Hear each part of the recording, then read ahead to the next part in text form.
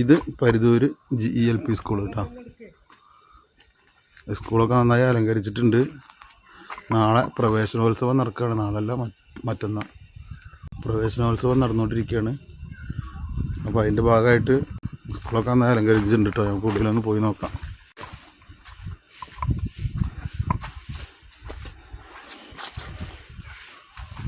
കുരുത്തോല എല്ലാം തൂക്കി നടക്കുന്നുണ്ട്. അപ്പോൾ ചുമരിലെല്ലാം നല്ല അടിപൊളി ചുമർ ചിത്രങ്ങൾ വരച്ചിട്ടുണ്ട്.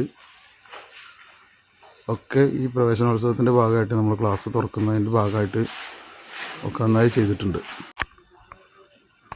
ഇത് സ്കൂളിൻ്റെ മറ്റൊരു ബ്ലോക്കാണ് കേട്ടോ.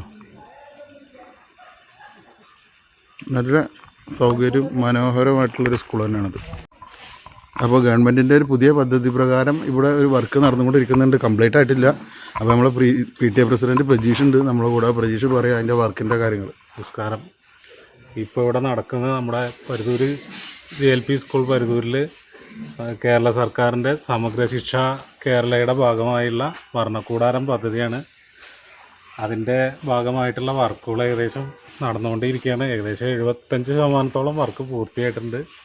പിന്നെ നമ്മുടെ ഡിസ്നി വേണേട്ടൻ എന്ന് പറയും, പുള്ളിയാണ് അനവധി സ്ഥലങ്ങളിൽ അനവധി സിനിമകൾക്കൊക്കെ സെറ്റ് ഇട്ടതും ഒക്കെ അനവധി സ്കൂളുകൾക്ക് ചെയ്ത ഭരണകൂടാരം പദ്ധതി ഏറ്റെടുത്ത് ചെയ്ത ഒരാളാണ്. ഇതുവരെ എത്തിയിട്ടുണ്ട്. ഇപ്പോൾ ഒരു 75-80 ഒന്ന് ഡ്രൈ ആയിട്ട് നമുക്ക് പെയിന്റ് ചെയ്യാനുണ്ട്.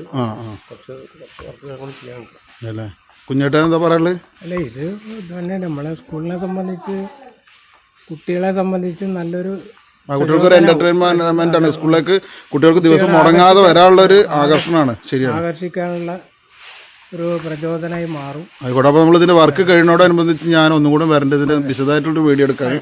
അപ്പോൾ ഇപ്പം നമുക്ക് ഇവിടെ വെച്ച് അവസാനിപ്പിക്കാം. ഓക്കെ.